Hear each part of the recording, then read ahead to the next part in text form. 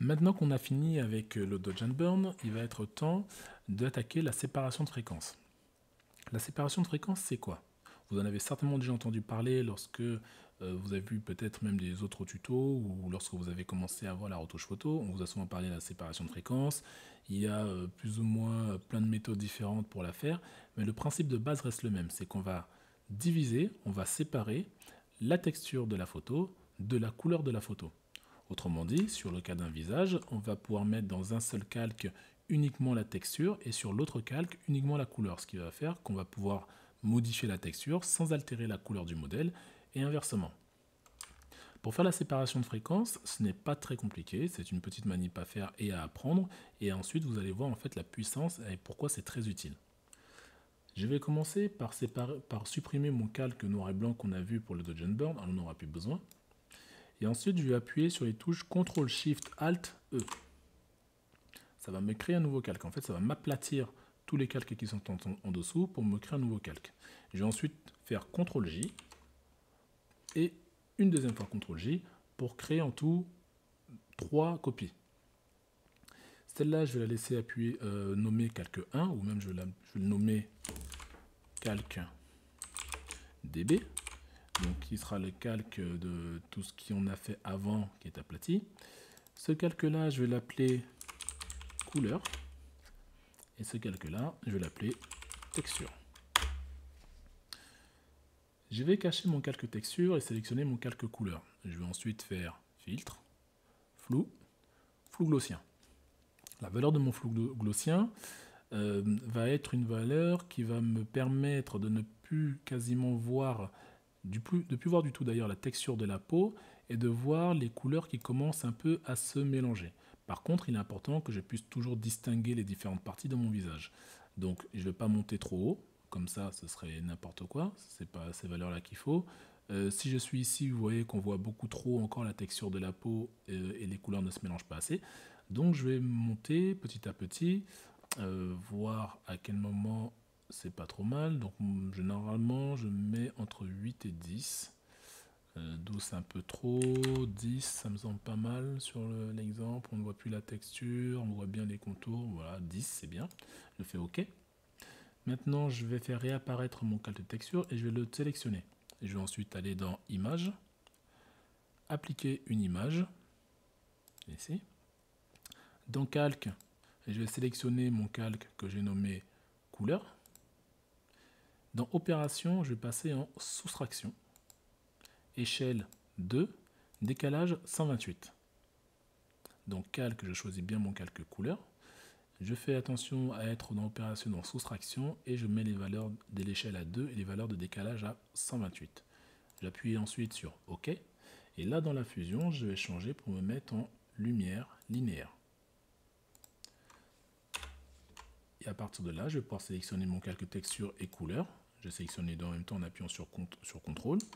Ensuite, je fais CTRL G pour les grouper et je renomme le groupe FS pour Frequency Separation.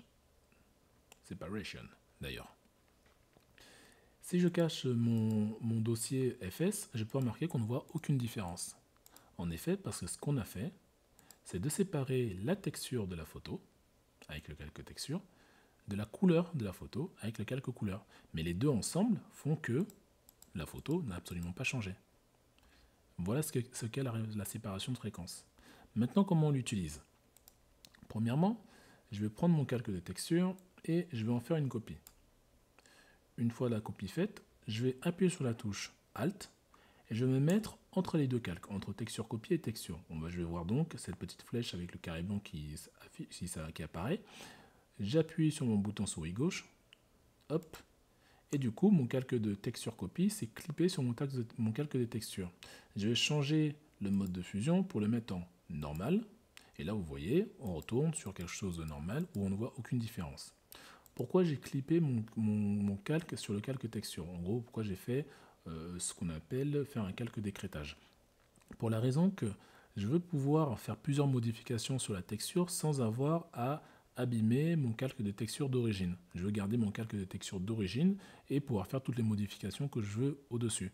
Par contre, je veux que les différents calques que je vais faire par-dessus et qui restent dans la modification de la texture ne concernent que ce calque des textures-là. Donc c'est pour ça que je clip sur le calque des textures. De ce fait, les différentes modifications que je vais pouvoir faire au-dessus, si je refais encore des copies comme ça, je peux en faire à l'infini, ça ne va influer toujours que sur ce calque des textures-là. Et je vais pouvoir supprimer par la suite des copies s'il y en a qui ne me plaisent plus, et je pourrais conserver mon calque des textures d'origine qui est toujours ici. Donc en ayant pris le calque des textures copie, je vais maintenant prendre mon outil correcteur. Je vais zoomer. Dans échantillonnage ici, je vais passer à calque actif. Je vais zoomer un peu sur mon image. Et là, je vais pouvoir, comme on avait fait au début, prendre une zone propre et passer sur cette petite ride, crevasse, qu'il y a sur le côté de la bouche. Voilà. Et je vais faire pareil sur les quelques zones que je veux modifier, que je veux gommer. Sur les dernières petites imperfections que je veux gommer. Pareil du côté droit du modèle. Voilà. Hop. Maintenant, vous voyez que là, j'ai tout gommé. Moi, je ne veux pas spécialement vraiment tout gommer. Je veux garder un peu quand même de naturel. Donc, je vais baisser un peu l'opacité. Voilà, 75. De façon à faire réapparaître un tout petit peu. Je regarde ailleurs si j'ai besoin. Je n'ai pas spécialement besoin ailleurs parce que je veux quand même que la photo reste au maximum assez naturelle. Donc je ne gomme pas trop. Je ne fais pas quelque chose de tout lisse sous les yeux non plus parce que ça ne serait pas naturel sinon. Au niveau du front, il n'y a rien, c'est parfait. Je pense qu'on va juste un tout petit peu gommer ici et peut-être un peu là. Voilà. Et pour le reste, ça me semble pas mal. Il n'y a pas besoin de toucher grand chose d'autre. Si je ne me trompe pas, non, c'est parfait. Parfait. Donc j'ai fini avec la texture. Et maintenant, je vais passer à la couleur. La couleur, je pourrais directement peindre sur mon calque couleur. Mais comme je vous l'ai expliqué tout à l'heure, moi j'aime bien garder mes calques d'origine safe. Ça me permet de revenir dessus si jamais j'ai fait des modifications qui ne me plaisent pas. Donc là, je vais faire un calque vide. Je vais prendre mon outil pinceau avec un flux à 2%. Et je vais cacher mon calque des textures. Donc forcément, ça va cacher tous les calques des textures qui sont clippés dessus. Et vous voyez, ma photo devient toute floue. Normal, puisque j'ai appliqué un flou gaussien sur mon calque de couleur. Maintenant que la photo est toute floue, ça va me permettre de mieux voir les différentes couleurs qu'il y a, les changements de couleur qu'il y a sur la peau. Je préfère travailler avec le calque texture de cachet, parce que quand on est comme ça, je trouve qu'on voit beaucoup moins. Là, on voit mieux ce qu'on fait. Donc j'ai mon calque 1 là, qui est sélectionné, qui est au-dessus du calque couleur. Je prends mon pinceau avec un flux à 2%. Et l'exercice maintenant, ça va être de appuyer sur Alt, prendre une couleur, par exemple ici sur le front dans une zone claire, et maintenant de peindre au niveau de la jonction de ces deux couleurs-là. Voilà. Je prends ici où c'est un peu plus foncé, et je peins au niveau de la jonction du foncé et du clair. Pourquoi je fais ça? En fait, j'ai envie là de lisser, d'uniformiser un peu plus les différentes zones de couleur de la peau. Un peu comme quand j'ai fait avec le Dodge & Burn, le local Dodge & Burn, à un moment donné, j'ai envie d'uniformiser, de lisser un peu les zones d'ombre et de lumière. Là, j'ai envie de faire pareil et avec les couleurs de la peau. Donc, je prends une zone qui est assez claire, je fais un petit coup de pinceau sur la zone sombre, je prends la zone un peu plus sombre et je fais un petit coup de pinceau sur la zone qui est un peu plus claire. Et je vais faire ça partout dès que je vois une différence de couleur sur la peau. Donc là, par exemple, la joue, on voit qu'il y a plusieurs couleurs qui se rejoignent, qui se mélangent. Donc je prends par exemple ici, je passe sur la joue, je prends la couleur un peu plus foncée sur la joue et je repasse sur la zone un peu plus claire. Et je fais ça, et ainsi de suite.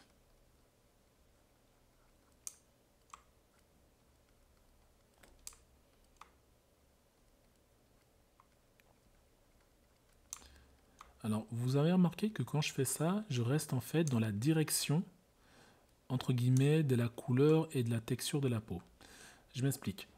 Sur le front, quand je l'ai fait, j'ai par exemple pris ma couleur claire ici, la couleur foncée elle est là, mais la logique du front et surtout des textures du front, c'est que ça va en horizontal. Donc quand j'ai peint, j'ai pris ici et je peignais comme ça en remontant. Et pareil, quand je prenais après du côté sombre, je peignais dans ce sens-là. De la droite vers la gauche, de la droite vers la gauche, de la droite vers la gauche, de la droite vers la gauche. Pas en hauteur, pas de côté vertical. En fait, parce que la couleur ici, et même la texture, elle va dans ce sens-là, de la gauche vers la droite. Donc je reste dans cette logique-là.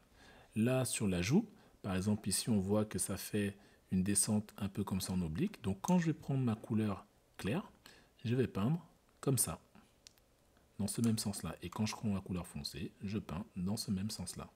Et ainsi de suite. Là, le menton, ça fait un petit arrondi comme ça, donc je peins dans ce sens-là. Et quand je prends ma couleur un peu plus foncée, je reste dans le même sens, dans la même logique. Voilà. Et on va continuer.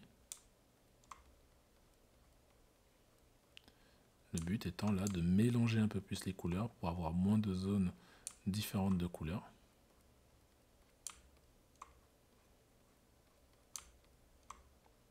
Mais encore une fois, attention, il ne faut pas aller peindre dans des zones avec une couleur, dans une zone où la couleur n'y est pas du tout. Par exemple, je ne vais pas prendre ici pour aller peindre là, pas du tout. Il faut que les couleurs qui sont ici restent ici. Ça contribue aussi à tout ce qui est au niveau des ombres et des lumières de la peau. Donc il n'est surtout pas question de complètement casser les couleurs et les ombres de lumière. Les ombres et les lumières. Voilà. Je peux dézoomer un peu pour prendre un peu de façon plus globale.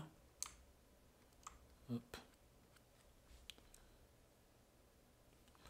Là, maintenant que j'ai un peu dézoomé, là, je peux aller dans ce sens-là. Hop, d'une façon un peu plus globale. Voilà.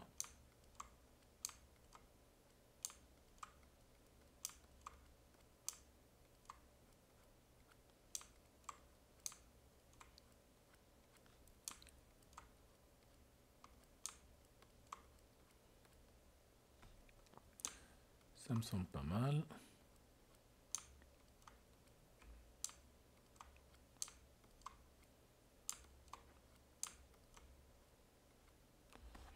Vous voyez que là maintenant je me mets avec un pinceau assez gros parce que je fais un peu dans la globalité.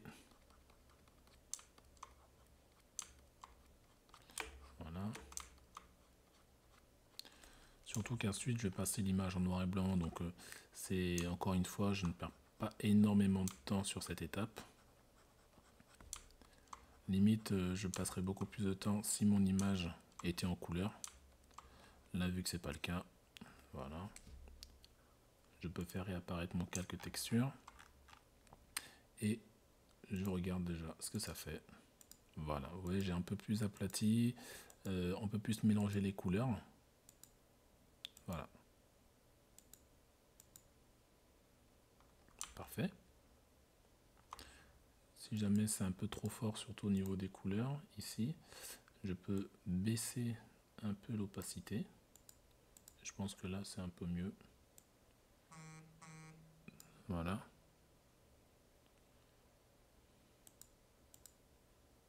Là, c'est mieux. Parfait.